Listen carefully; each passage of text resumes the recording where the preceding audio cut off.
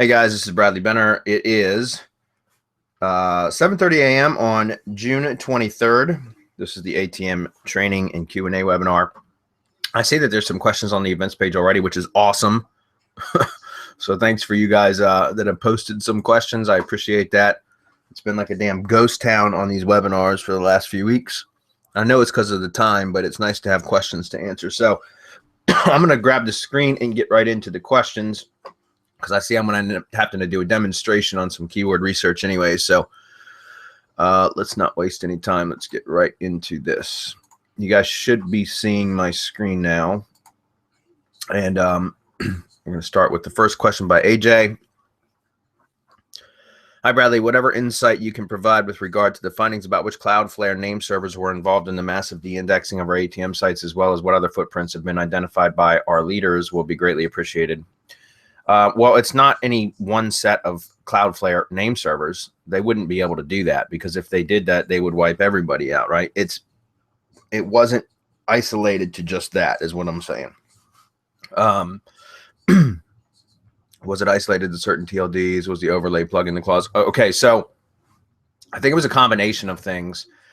I don't know 100%. I can't give you a 100% definitive answer, AJ. I can tell you that Dawn thinks that there was an issue with the overlayer plugin as part of it, but also I believe the .xyz domains were targeted, not necessarily any particular Cloudflare name server accounts. I think there was a combination of several key indicators that, quite frankly, an algorithm could be, tuned to actually show to look for those certain things, right? So for example, if it has a Cloudflare account, if the name servers are showing any Cloudflare account and it was a .xyz domain, it has 30,000 posts, and it was registered in mass with a bunch of others, and it detected a WP overlay plugin, so they were, that's what they call cloaking. Google calls that cloaking, and it's against terms of service. So if it had several of these data points were present, then it de-indexed the site. It was algorithmic, there's no question. So I think it was a combination of the things. Listen, I got hit with 689 sites. I lost 689 sites. So I feel the pain of all that damn work for a few months has been completely wiped out. There is a silver lining to it, however, and at least in my opinion, there was. Out of those 689 sites, I was able to identify which were the most profitable niches, the ones that I got the most traffic from. So obviously, when I go back into rebuild, which we're doing now, we've already started the rebuild process, been in process for 2 weeks now. We target those sites that we were doing well with first, right? So the keywords that we were going after, we're rebuilding those first, and now we're using only .coms, .nets, or .orgs. That's it, nothing else. And I'm not buying brand new domains. I'm buying previously expired domains. So as I've mentioned many times before, I'm using a domain crawler to actually go out and find domains that are topically relevant to what I'm going to, expired domains. So sites that had been built that have since dropped. Somebody let the domain name expire, but they had a site on them at one point, and they were topically relevant to what I'm going to be building the site on, or at least somewhat relevant. It's not always 100%. And I've actually developed a way to do it a lot faster too, because I've got a VA now who's actually buying the domain names. She does she goes out and finds the domain names and buys them for us. It's my team leader that does that. And there's a domain crawler that I use called Blue Chip Backlinks by Terry Kyle. And in fact, let me drop the link on here for you in case you're interested.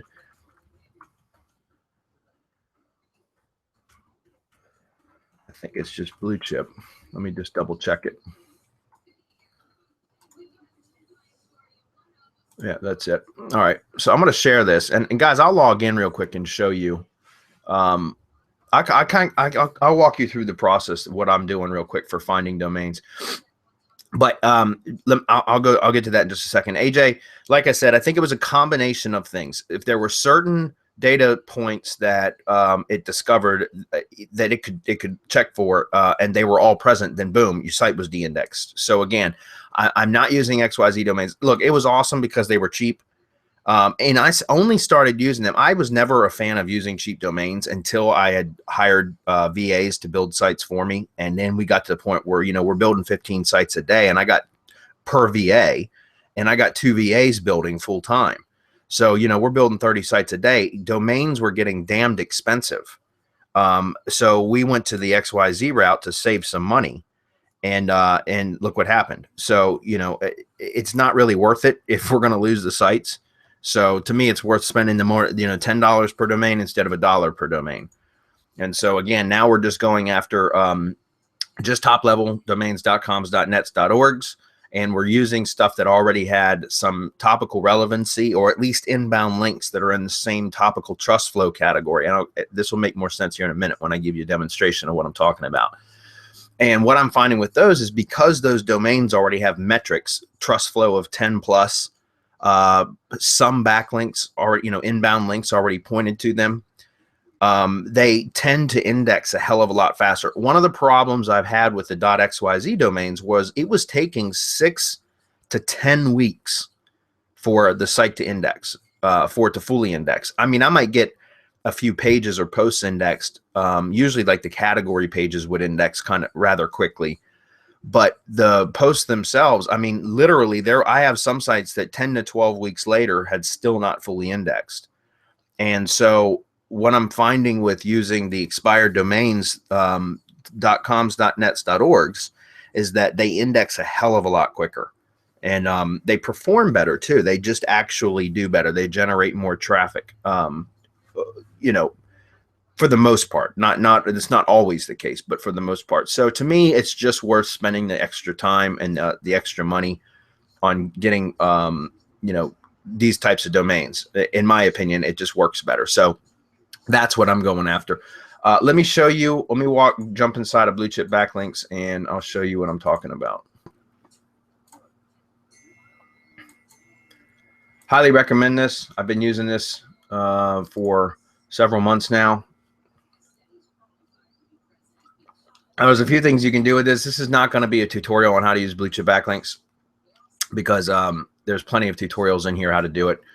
But what you can do is actually scrape domain or go crawl domains and find other domains that have broken backlinks. And in this app, we'll go out and check the broken backlink to see if the domain is available for purchase. And if it is, then it will import it into here so you can go take a look at it. And it actually brings in Majestic metrics and Moz metrics, so you can see domain authority, page authority, trust flow, and citation flow from the domain that is available for purchase. And then obviously you'd want to go do a little bit more research. But what's interesting is if like you're going after a particular niche, if you just go do a Google search on that niche, and essentially, and that's what they call the sweeper over here, called the SERP sweeper.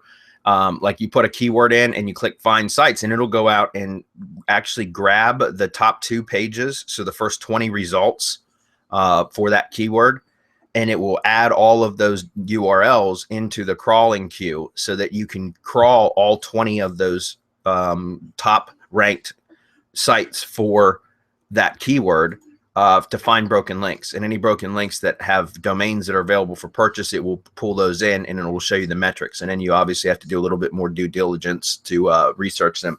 But it works really good, because that way you can find the sites in your niche that are any broken links on there. You can purchase the domains so that you're essentially getting backlinks from the sites that have the top ranked sites in your niche for that keyword. It works really well for local too. This is how I'm actually doing a lot of my local SEO, providing local SEO services. A lot of my link building now is done by just buying these domains that I'm finding, because they're really relevant. They work really, really well, and I can get them for just the cost of registration. So that really doesn't have anything to do specifically with the ATM, but I'm just letting you know it's a really, really good tool. So that's how that works. But let me show you what's really cool for the for the ATM sites, excuse me. If I go over here where it says 5,010 TrustFlow 10 plus domains, right here, once a week, they have a new list here, and it's just an Excel file. So, well, it's a couple Excel files. Let me just show you what I mean. Just create a new folder. In fact, I bet you we probably already have one here. No, we don't.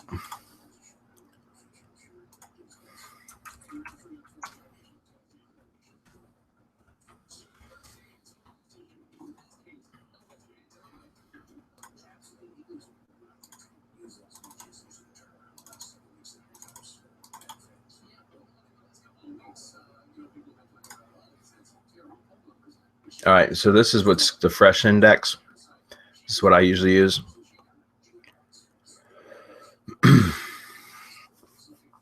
Okay, so as you can see here, there's about 1,770 roughly domains here available for purchase with the trust flow of 10 plus. This is the trust flow column, citation flow here. It gives you all these other metrics. These are all Majestic metrics, but you can see they have all these other metrics. What I do is I come straight over to this column, which is topical trust flow category 0. Or topical trust flow topic 0. So what this means is when you go to Majestic, let's go to Majestic and we'll take a look real quick at this.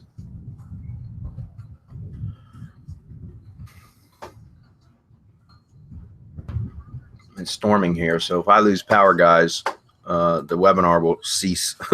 So just know that there's a storm happening right now. So if I lose power, I apologize. We're going to copy this.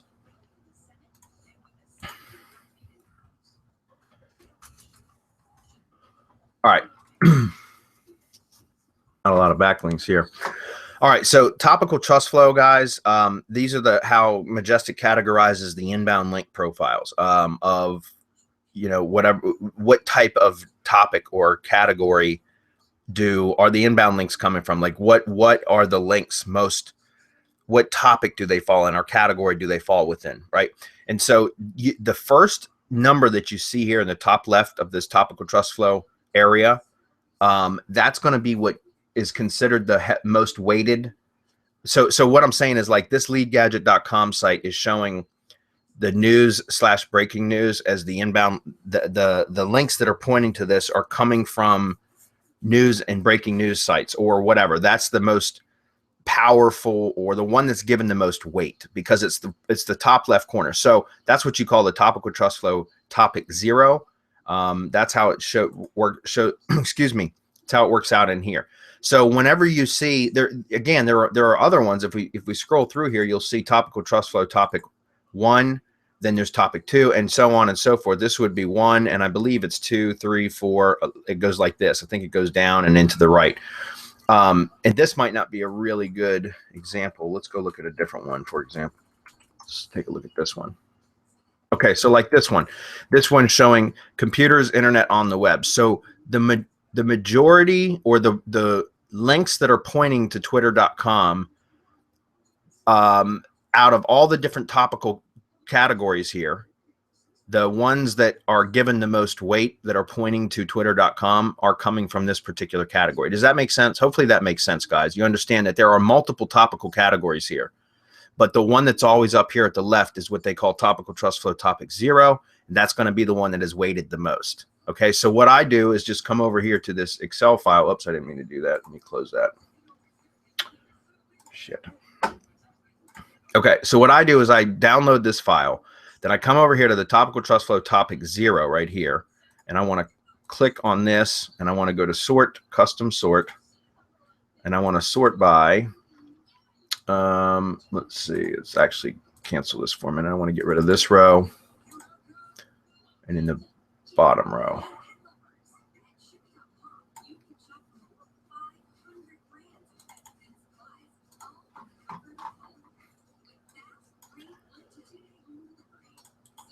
So I want to go to sort, custom sort, sort by column M, or topical trust flow topic 0. That's going to be the first one that pops up. Sort by values, A to Z. Click OK. And now what this does is this sorts the domains. I'll expand this a little bit. This sorts the domains by that topical trust flow category. Okay, so what I can do is actually, let's go through here.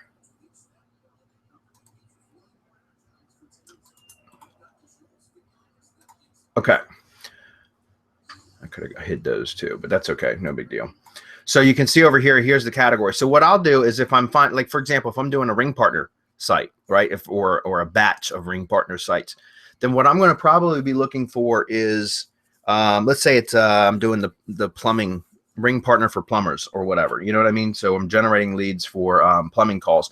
Then what I would want to do is come down here and go to the business category, and then there's a construction and maintenance subcategory. You see that? Business, construction, and maintenance. So what I would do is I just come over here, and then all of a sudden I'll just grab these right here, looks like these right here, and I'll copy those and put them in a notepad file or another spreadsheet, or I'll, you know, create another tab on the spreadsheet. It really doesn't matter where you put the data. All I'm saying is I just separate that data, and then I'll go get rid of the ones that I don't want, like .eu. I wouldn't want that. I also wouldn't want .com.au because I'd be building in the US anyways. So I'm left with 6 domains here that I would go research independently in Majestic. So for example, I might take this one here, go back over to Majestic, take a look at it, and here you can see business, construction, and maintenance with a topical or a trust flow of 15 and a citation flow of 17. Those are good metrics, guys. I know it's only got 2 referring domains. Doesn't matter. I don't care. If we were buying a brand new domain, it would have zero trust flow, 0 citation flow, 0 backlinks, right? So I'd rather buy this one and build a site on this one that has inbound links already that are based around the same topical category that I want to build the site on, right? And it has decent metrics. These are pretty good metrics. I don't care about only having 2 referring domains. It's got some metrics already. And so then once I look at this, whenever I'm looking at these domains, all I'm checking are 3 things. First of all, I check the topical trust, or excuse me, the trust flow and citation flow to make sure that it's a close to 1-to-1 ratio. It's okay if trust flow is higher than citation flow. Most of the time you're going to see citation flow higher than trust flow, and that's okay. But I try not to allow there to be a difference between more than, I don't like a difference of more than 10 points. So like, for example, if this was a trust flow of 15 and this was a citation flow of 27, then that would be a questionable domain, what I call a marginal domain. It would only be added to like a list of domains to purchase if I run out of other domains. Okay, because in case you guys don't know, trust flow is a measure of quality of inbound links. Citation flow is a measure of quantity. So I don't want a big citation flow number and a low trust flow number, because that means it's an indication of the domain being spammed, right? So I look at that. I look at topical trust flow to make sure that that's on topic, or the proper category, or at least close enough. Then I look to make sure it's a close to 1-to-1 ratio here. Then I also scroll down. I look at the anchor text profile just here. I don't need to go into it real deep, and I just want to make sure there's no like buy Viagra, Cialis, you know, payday loans. You know, I'm looking for typical spam type anchor text terms.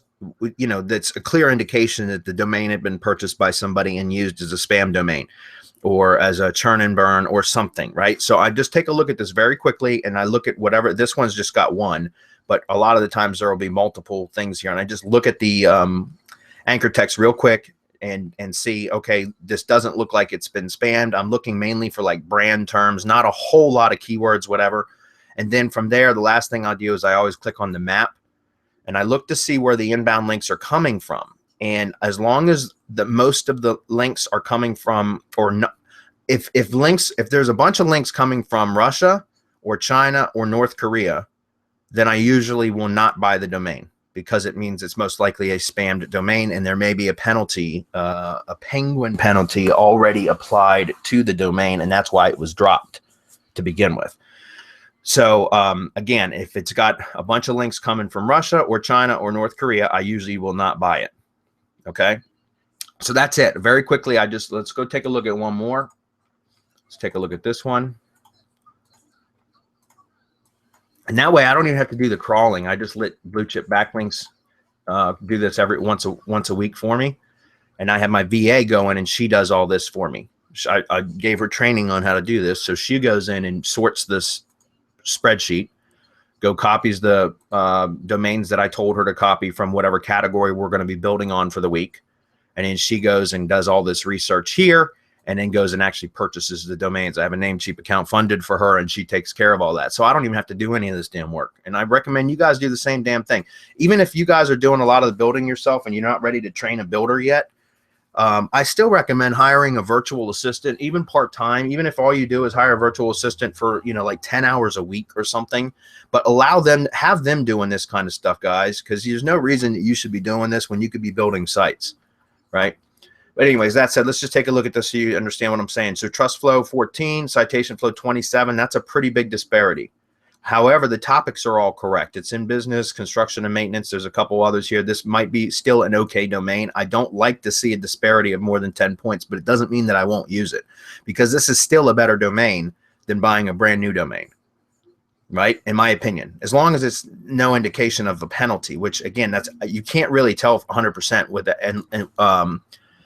But there are some things that you can look to identify. Now, taking a look at this, I can tell you right now this has been spammed. Look at that. Those are Chinese anchor texts, right? Chinese character anchor text. So this domain has been purchased or has been spammed. So I would not buy this just because as soon as I come down here to anchor text and I see this, I say, okay, nope, I'm not buying this one.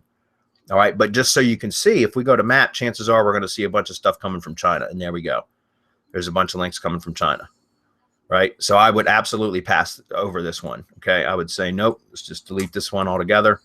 Let's go look at one more. Go to summary. 14 to 27. This looks very similar to the last one, at least as far as the numbers. Come down here and take a look. Ball screw. Okay. So these Litz Media Works, ball screw, the Homeo diet to weight loss. And Mark, well, the fact that it says weight loss right there would probably that's, and a lot of times you see weight loss stuff, that means it's been spammed. Doesn't mean that it's not terrible, but also look, the backlinks are coming from China.cn. Those are Chinese domains. So I probably wouldn't buy this because there's a couple things. The more than 10-point difference here. Weight loss, I can see weight loss in there, which means that doesn't mean that it's completely bad, but oftentimes the weight loss niche is a spammy niche. You guys know that. And then I can see Chinese domains here. And if we go take a look at the map, we're going to see China domain. So I would probably pass on that one, but you guys get what I'm saying. Okay. So you understand the ones that pass, if I want, I can put the trust flow on top. If I'm trying to prioritize which ones to buy, for example, like let's go back, take a look at this one real quick. Summary 15 and 17. So I might do something like this, put in trust flow, citation flow, and 15 and 17. Something like that. And that's just so that when I go to actually purchase the domains, or in my case, when my VA goes to purchase the domains, once she's done all the research on these, she can sort by which ones, like, for example, let's say we're only buying 10 and we have 15 domains available.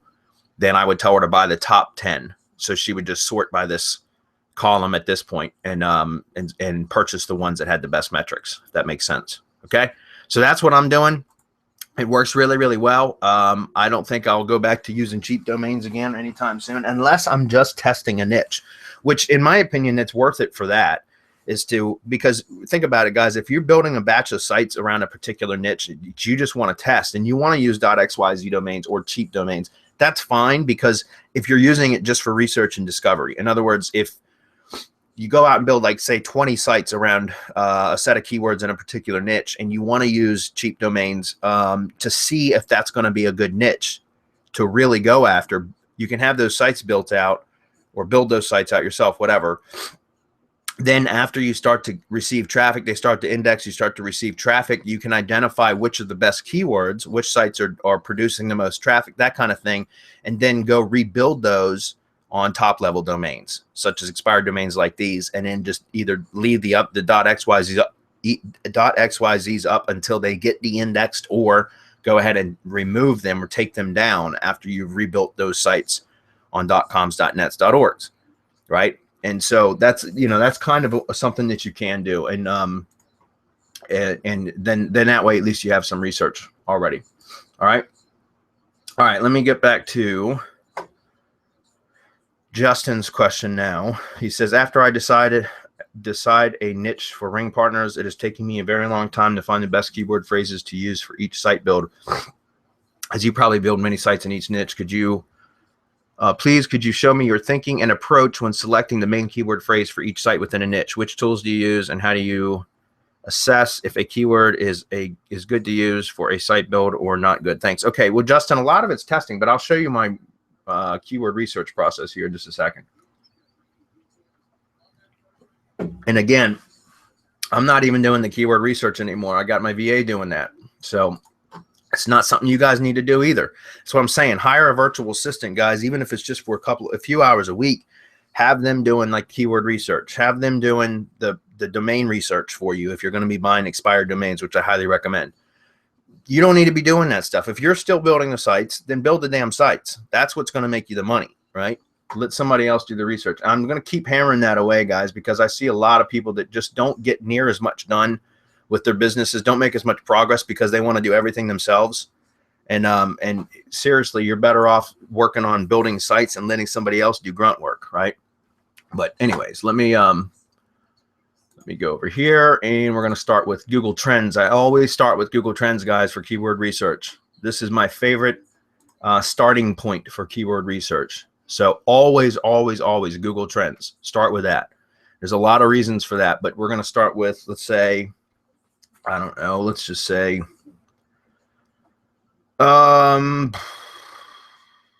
say gutter installation. Start with that.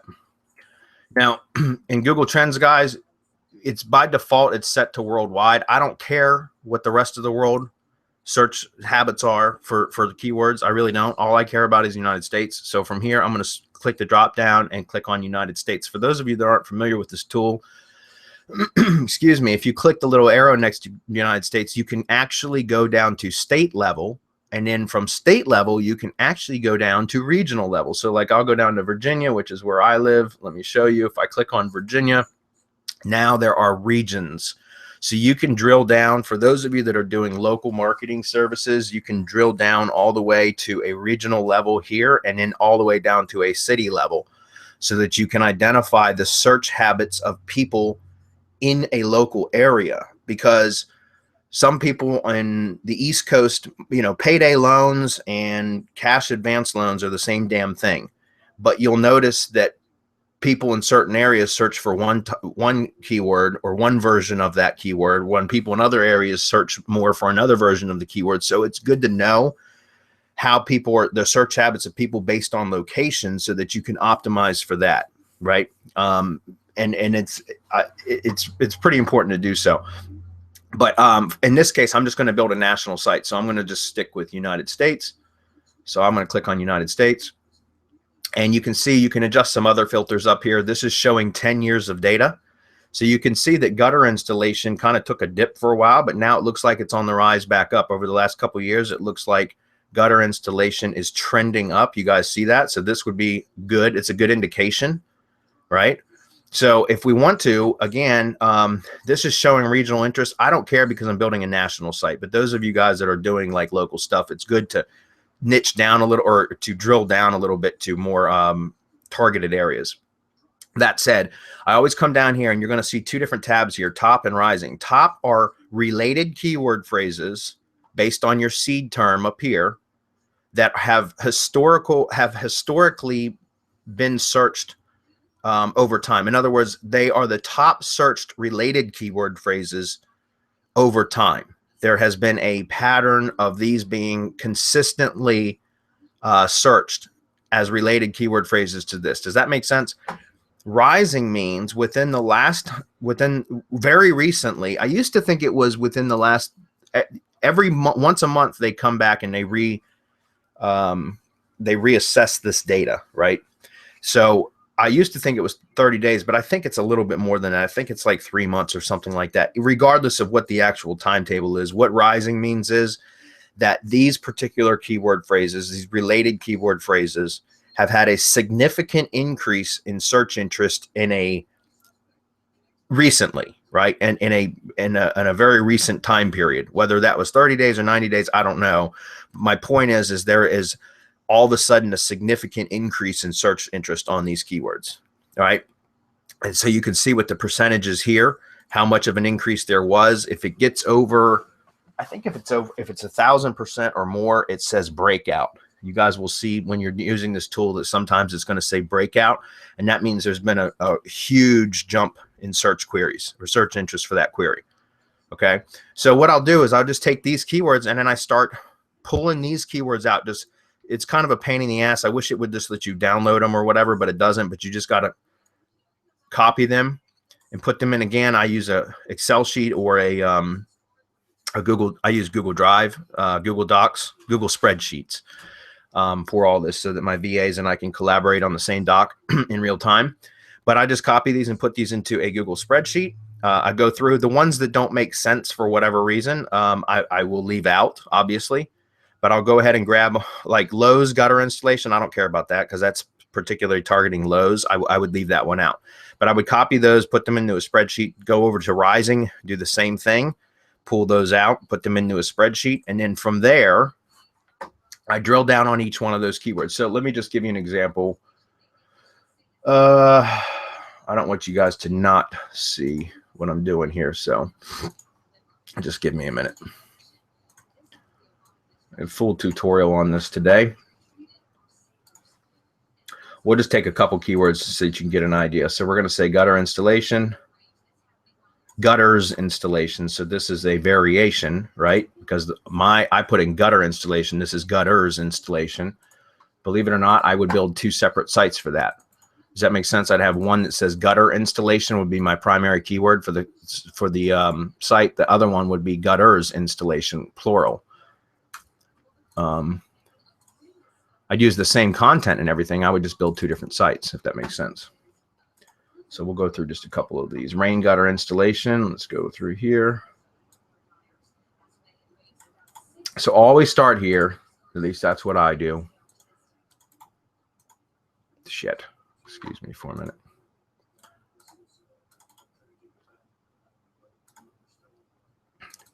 We'll just grab one more. Let's go over to Rising. And we'll say gutter repair. That's a good one.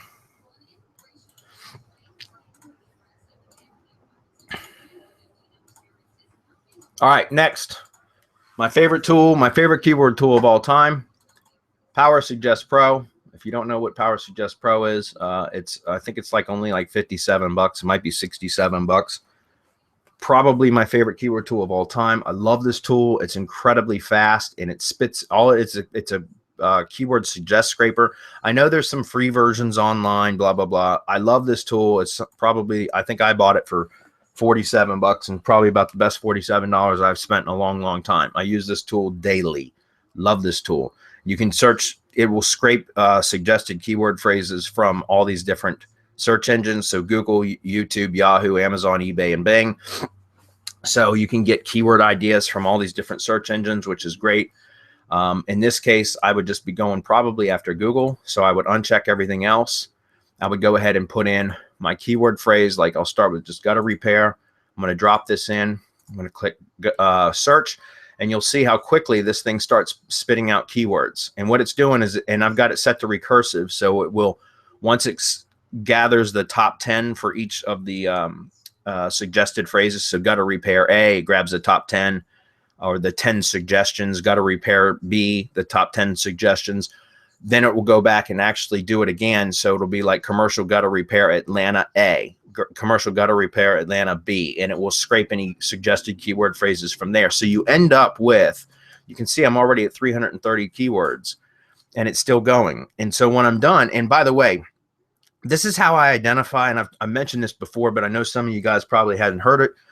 This is how I identify perfect affiliate opportunities for lead gadget sites, because if I go out and I start dropping keywords into the Power Suggest Pro around affiliate products that I can find on ClickBank, for example, and I drop the main keyword or one of the keywords for that product, either a keyword based on the solution that product provides or product name keywords, whatever, it doesn't matter. But if I drop a keyword in here and I click search and I start to see city names appended, then I know that that's a perfect opportunity for an ATM site build, because all I'm going to do is take a keyword and add the local modifier shortcode to it, right? And I could build out the entire. So every time I see any keyword that starts to spit out local modifiers or local search intent for that keyword, then that goes on a list to build ATM sites for. And so that's how I'm building affiliate sites too, because affiliate sites that have local search intent, I can dominate with ATM sites, right? So in this case, look, guys, I got 580 some keywords and it's still going. I'm going to go ahead and click stop for now. But then what I'll do is just copy all from and paste them in to here. So these are the suggested keyword phrases coming from gutter repair. You scroll through here and you can see that this has got obviously local intent, because just about every keyword here has a city attached to it, right? So then what I do is I have my VA, because she's the one that does all this now anyways, is she goes in here and just cleans out all the ones that have local modifiers, because we're going to actually add the shortcode in when we build the site. And the first instance of any particular keyword with a local modifier, she will leave by just deleting the local modifier, so that what we end up with, and this is a painful process. This is why I say don't do this yourself. Because could you imagine, guys, this was just gutter repair and we'd stopped at 600 keywords. It probably would have pulled back another couple dozen, keywords. But could you imagine having to clean all these yourself? I used to do it too myself, and then I got tired of doing it because it was eating up so much time. So now VA does this for me, and it just gets done, and I don't have to worry about it. You know what I mean? So anyways, that's 600 keywords for just this one column. Do the same thing for each of these. For example, if I say rain gutter installation,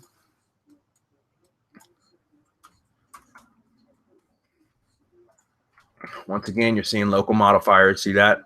So you know this is a great term for that, right?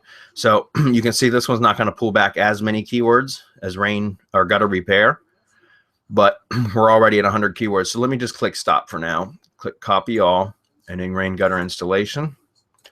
Okay, so as you can see, I would have my VA go through here and clean out anything, like, for example, rain gutter installation Albuquerque. Okay, well, rain gutter installation is a seed term up here, so I could go ahead and get rid of all of these here. Rain gutter installation companies, that's a new one, so I would leave that. Let's go with that. Contractors, that's a good one. Cost, we'd leave that in there. That means people are searching for it. Let's see. You guys can see what I do is just go through here just like this. That's what the VA does. Gets rid of all the keywords that don't make sense. And what we're end up with is the column is keywords that are perfect that I use for tags, as well as create a keyword shortcode, not a custom list shortcode, but a regular shortcode with all the keywords spun together that will drop once or twice in the content, or I'll use as a heading title, like an H3 heading before a YouTube video or something, so that these keywords get put in at random on the posts. And they're all relevant at this point, right? Like I get rid of Home Depot and Lowe's because I don't like to use any branded terms in any of my stuff. But let's just go through a couple of these really quick.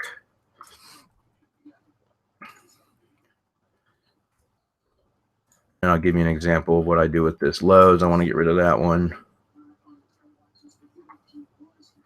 Rain gutter installation near me. That's another thing that I do. Create near me subdomains on a lot of this stuff. So anyways, let me just show you. If I were to stop right here,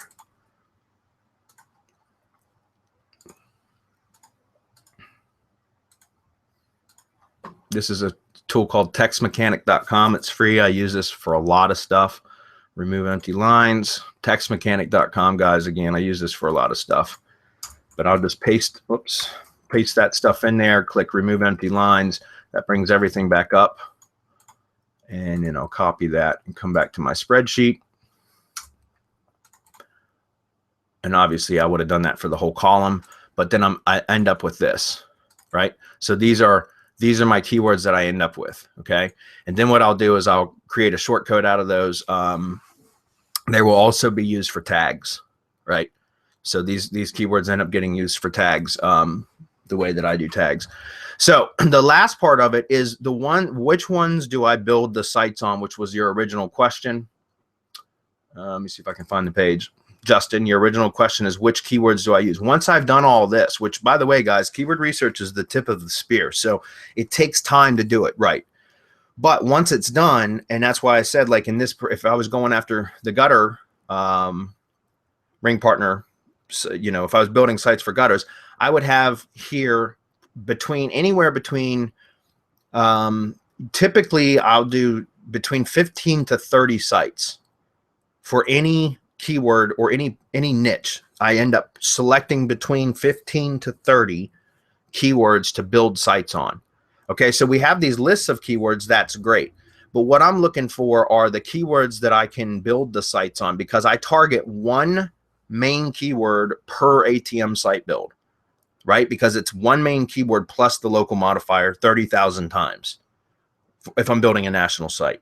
So every single one of my ATM sites is targeting one main keyword, and that's how I do it. So anywhere between 15 to 30 sites per project or per campaign is what I will build.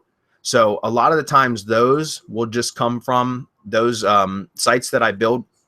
Everything that I put up here at the top row in my spreadsheets are what the site titles will be. In other words, I would build one site around gutter installation, another site around gutters installation, another site around rain gutter installation plus city, right? Another one about gutter repair plus city. So my VA, once she has actually done all the keyword research and cleaned all the keywords, whatever is in this top row, every one of those ends up getting a site built around it. So that's why I said it ends up anywhere between 15 to 30 sites per keyword set is what I end up building. And that's how we go after niches.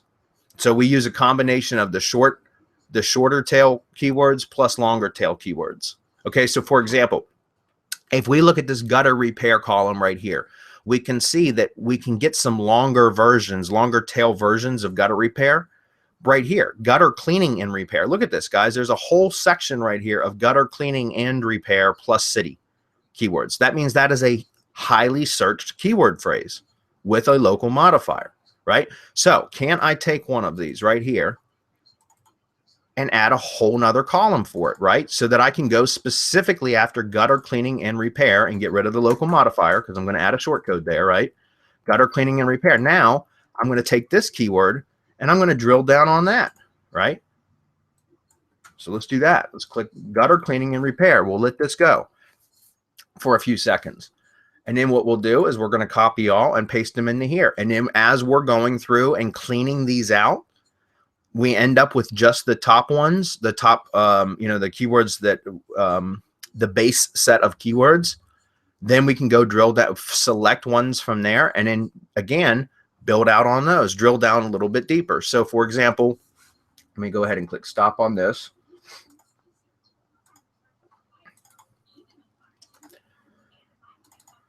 Okay, so now you can see that's, you can see a lot of these are gutter cleaning and repair. So you can see there's a lot there. I'd probably end up building a site around gutter cleaning and repair plus city. If we go over here and look for another one, let's see.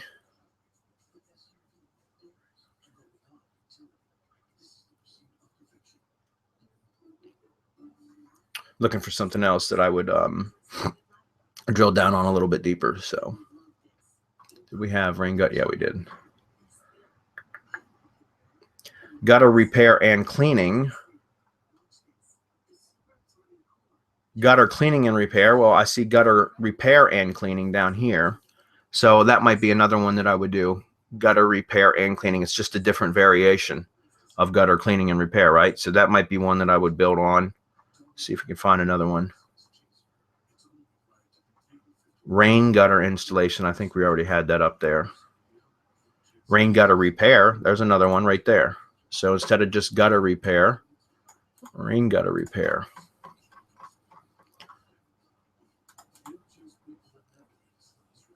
Yep. So I would do rain gutter repair. Then I would go search on those two. You got to get the point now, right?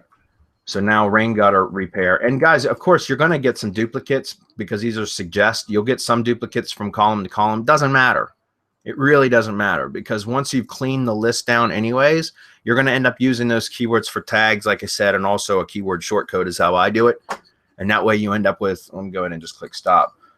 But you'll see that by the time you're done, guys, with this, you have, you know, and like I said, I usually do 15 to 30 sites per campaign. And it's a lot of work, a lot of front end work. But once it's done and all these keywords are cleaned, now you've got a really strong set of keywords that you can build on a big batch of sites. And again, between 15 to 30 is what I will typically do for any campaign. And it's done. And so, you know, especially now that we have the recycle button and all that, it's done. You never have to go back and do any research for that niche again, unless you want to, right? And so you can build campaign after campaign after campaign targeting those keywords on different domains, and it's all done. And so again, that's why I recommend you have a VA do it.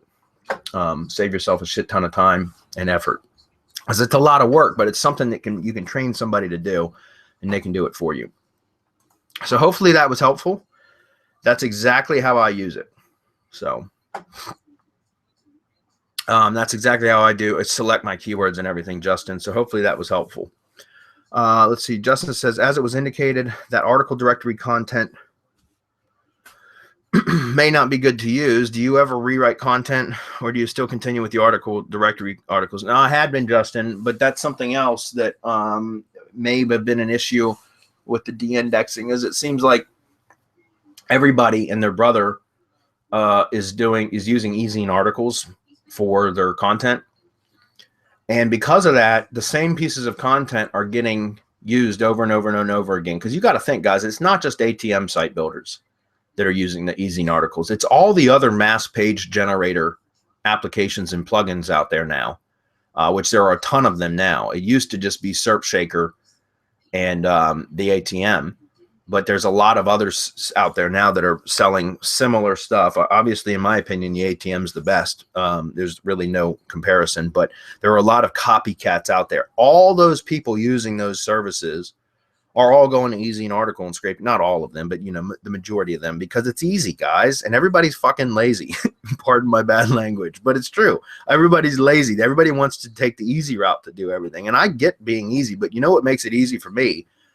Is training people to do stuff the right way, hiring virtual assistants to do it for me. That's easy, right? Because then you get the stuff done right. So I had been using ezine articles as well, but I think that was in part of the reason that we had, you know, that was one of the things included in the de-indexing of sites, was the overuse of the same pieces of content. So what I'm doing now is I'm having my VAs actually find content from real live websites and spinning that, and then we use that spun content. There's a let's see, it's called blog search. I thought I saved this the other day. Yeah, blog search engine. This is it here. This is what I'm doing, guys. My VAs are going to blogsearchengine.org and they'll search for the keywords. So for example, it's hard to find let's just say rain gutters.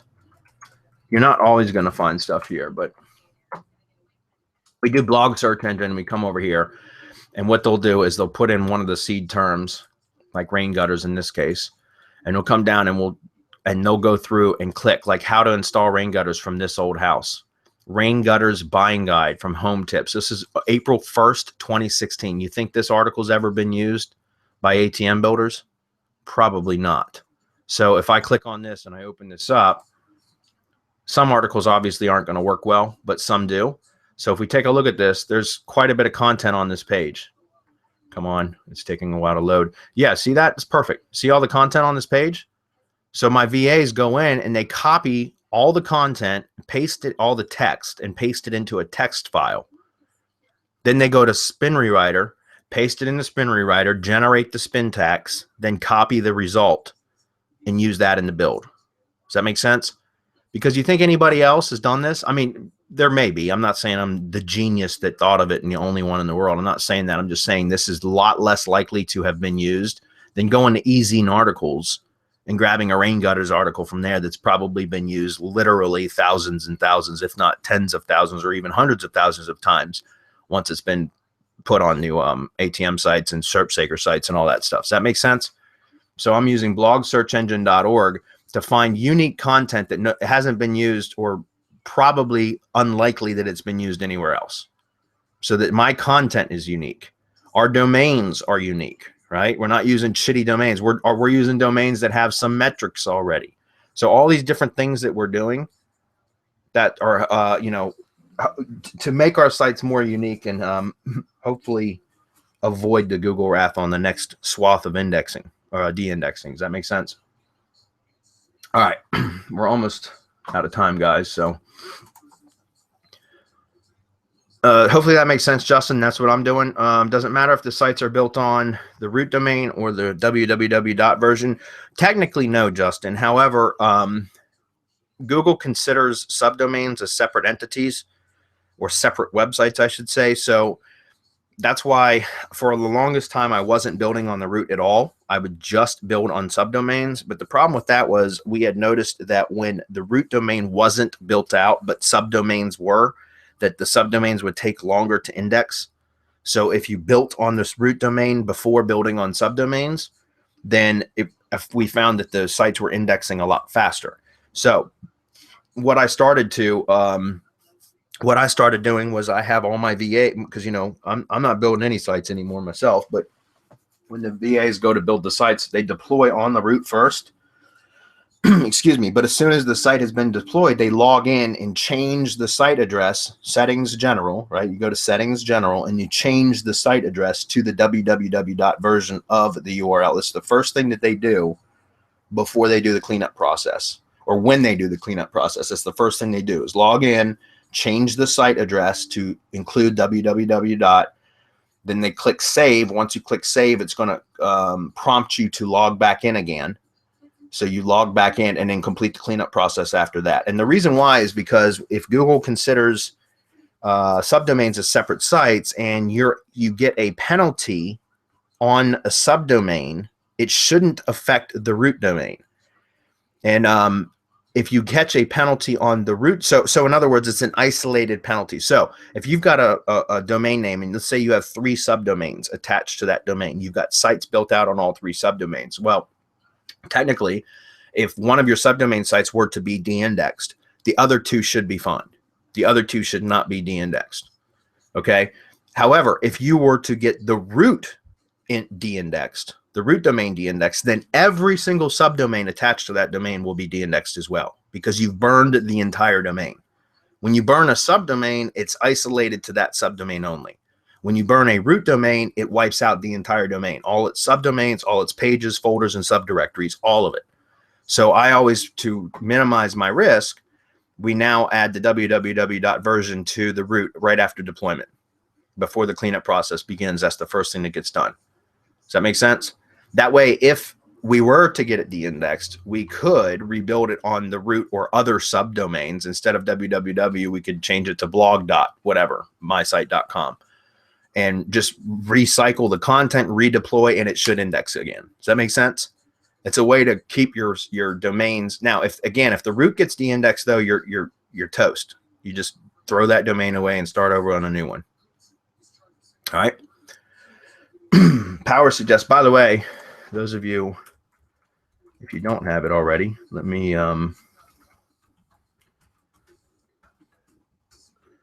power suggest. I'm pretty sure that's it too. Let me double check, but this is a awesome tool. I absolutely love this tool. That's it. Okay. And that's pretty much it, guys.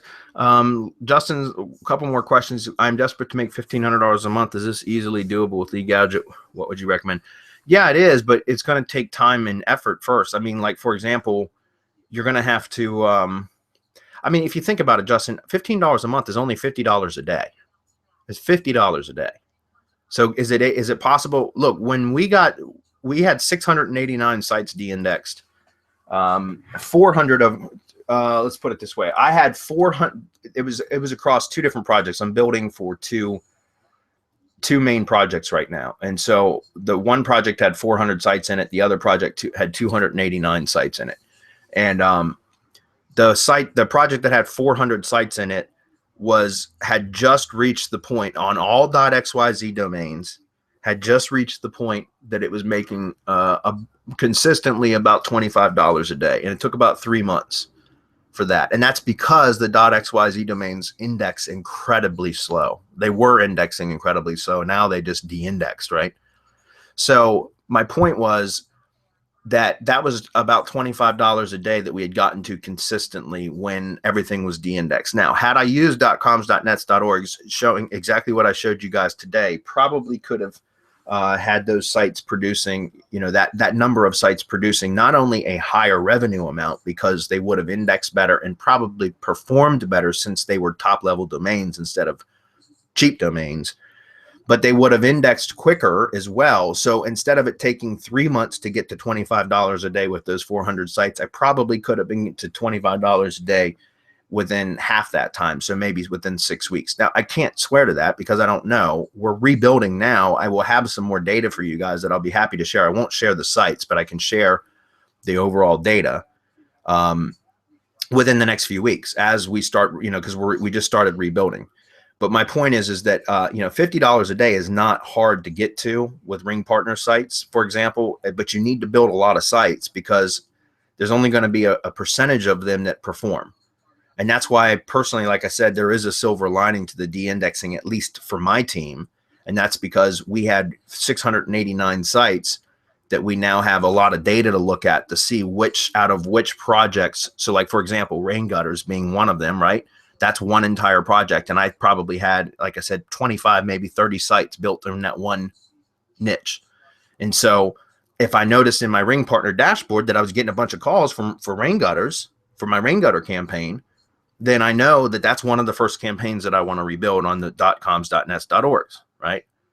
And so my point is $50 a day that's not hard to get to, Justin, but it's going to take consistent effort, and it's going to take a lot of sites to get to that point. And what you'll see is as you continue building out more ring partner sites, some campaigns are going to produce really, really well, while others are going to be almost complete duds.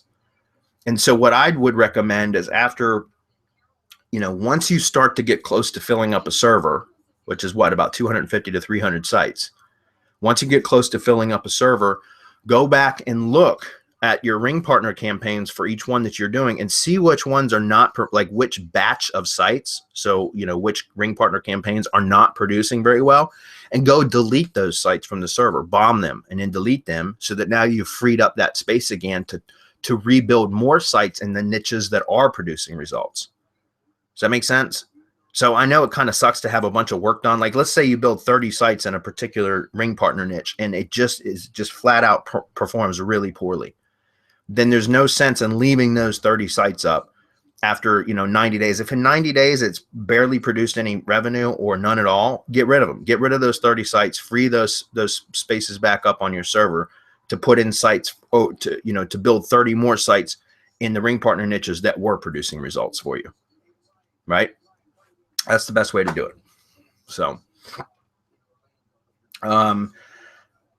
if you desperately need to make $1,500 a month, I wouldn't just stick with ring partner stuff though, Justin, because that's a great strategy. I love it because it's hands off as far as like having to deal with clients and customers and all that kind of bullshit.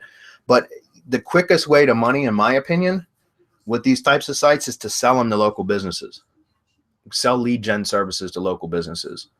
Because if you go in and do the keyword research, like what I just showed you, for keywords for a local business, and you can tell them, hey, look, I'm going to build, 30 sites for you targeting these 30 different keywords. And we're going to target every city and neighborhood in your city, in your town or your county or whatever, or your region that you service. Then you have a really good chance of generating a shit ton of leads for them. And you can sell them in batches. Like you can sell blocks of sites to local businesses. That's what I would do. Can't find the damn tab. Here we go. I would go try to do that. I would do both, Justin, both ring partner sites, but I would also go out and start trying to find local businesses that I could build lead gen sites for so that I could generate some immediate revenue quickly. Okay. Because think about that, guys. If you were to charge like $1,500, I mean, let's say that you did charge $150 per site just to build. What about to maintain? You charge $150 sites per build. You say, look, I'll build you 10 sites for $1,500. That's just one client. And then you charge them to maintain those sites, even though there's really no maintenance required, but you'd charge them, I don't know, say, $10 per site per month to maintain it. So it's $100 per month or something like that. It doesn't take many clients for you to be able to generate some pretty good money that way. All right, guys, we're 1 minute over. I have to wrap it up. This was an actual awesome webinar for me because there was some questions that I could answer. I do enjoy doing that. So guys, don't forget, when I post the events page for next week, post your questions early, just like you did, Justin. I appreciate that. Feel free to ask questions next week. That's what I'm here for. Thanks for being here. We'll see you guys next time.